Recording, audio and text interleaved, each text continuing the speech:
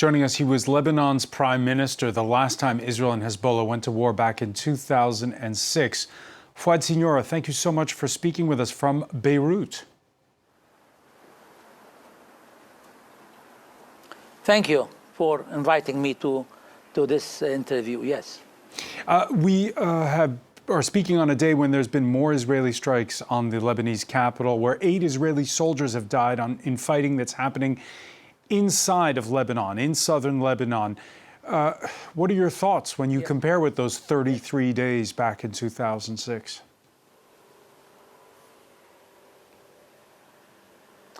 Well, there are quite a difference, and I would like to comment on what happened yesterday and today as well. But let me tell you about the differences between what was in 2012 and now. In fact, there are similarities, and similarities in that it is a party which is not in the government, which is not the government, and is that he committed the first of all this incident on the 12th of July 2006, and he committed the same thing actually in 2023 in October, and he is not representing the government and not representing the Lebanese people, and in this. Here we have the similarity is that the same party did the same thing. If in fact actually on the 8th of October 2023, I made a statement clearly stating that Lebanon cannot afford to be pushed into such a war because of 5 reasons, and to say it in brief is that we do not have up till now, and we are not able to elect a president and form a functioning government. We have a major economic and living crisis in Lebanon, and we have a major number of Syrian refugees in the country, which we cannot afford to have them in the Lebanon. And fourth is that Lebanon, like in 2006, we are not able to in fact to get into this war, where most of the Lebanese are against being pushed into such a war, and we don't have anymore the safety net that we used to have in 2006 in our relations with the Arab world and our relations with the international community. For all these 5 reasons, Lebanon cannot afford to get pushed into such a thing. And you mentioned at the outset, actually in 2006. Go ahead. In 2006, let me say it. In 2006, we made it clearly at that point that we do not adopt what really the Hezbollah did. We disavow actually what Hezbollah did. In this time, actually in 2023, the Lebanese government did not say that. So now here we are. What to do? Actually, there are a number of things that the Lebanese government has to do, and in fact, the caretaker government headed by Nabih Berri, together with the Speaker of the House, they have to make it a clear point that they cannot continue linking and making it a point that both places, Gaza and Lebanon, they have to really to go hand in hand.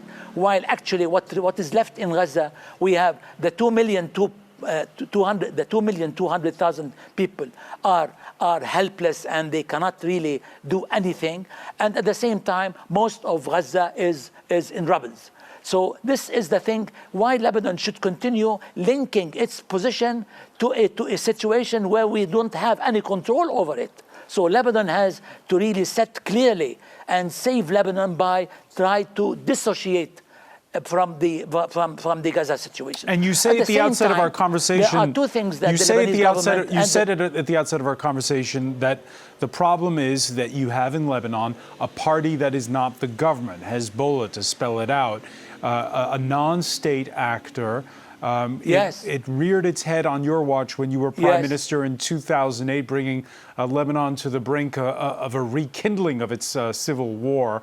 And it's still there and still the most powerful force in Lebanon. Is it up to the Lebanese to solve this problem, or is it up to the international community?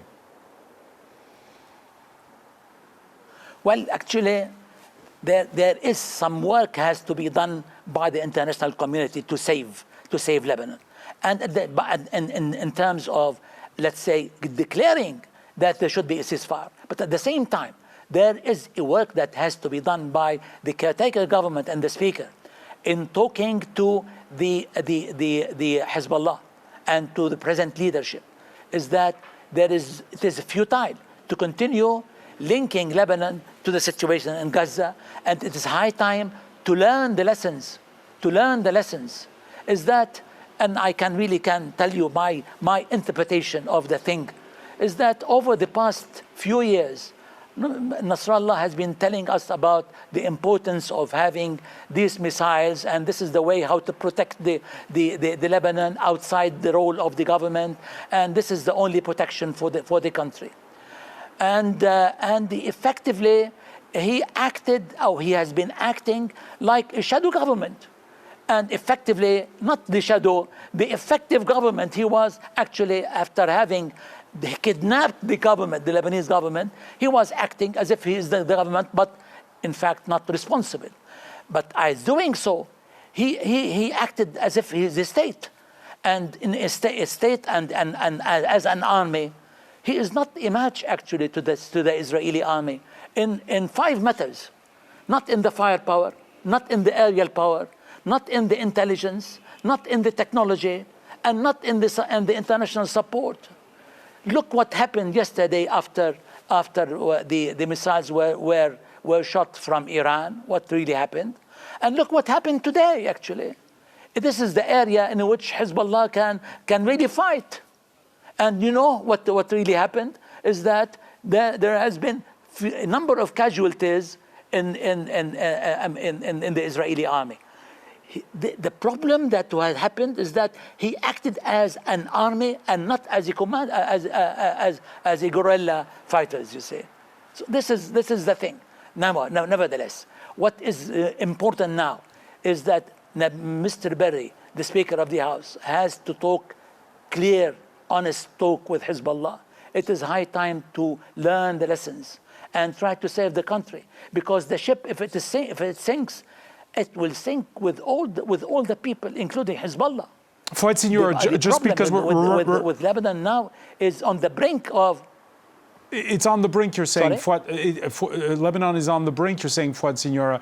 But yes, when we look at the international community, of sinking. The United States is waiting for its presidential election. France has tried some mediation, but it seems weak. Is there anybody out there, a regional player, somebody who can make a difference for Lebanon at this point in time? Yes, let me tell you what happened in 2006 and see how we can imitate that in one way or another. Is that the Lebanese army, the Lebanese state at that time, the Lebanese government, what we did, we formulated the 7 points plan, and that was in Rome. We put it on the table, and we said that this is the position of the Lebanese government, and that on that basis, that you are hearing me, isn't it? Loud and clear. Hello? Yes, I can hear you loud and clear. Yeah, clear. Yeah, fine. That this is the position. That this is the position of the Lebanese government, which we declared it in the Rome conference. That these are the 7 points plan, which were used effectively as a basis for the formulation of the 1701. Up till now, there hasn't been a real position that has to be set on the table, clear and loud, by the Lebanese government. And is just that very briefly, it because has to really state it clearly. Just to be very brief, just because we're out of time. Sorry? Just to be very brief, because we're out of time. Fouad Siniora, Yeah. all of this hinges on, like you say, the different players within Lebanon speaking to one another. Lebanon is without a president. What are the chances of Lebanon's political parties agreeing on a new president anytime soon? Yeah. You see, now it is in the hands of Nabih Berri, and he has to put matters clearly and fine that there should be an election of a new president yesterday and not today, and not to link this with this and that and to say we have a dialogue or we have to wait until we have a ceasefire and so on. Lebanon cannot wait to elect a president. It is in the hands of Berri now. He can save the country or he can let the country sink. Fouad Siniora, former Prime Minister of Lebanon, thank you so much for speaking with us here on France 24. Thank you. Same to you.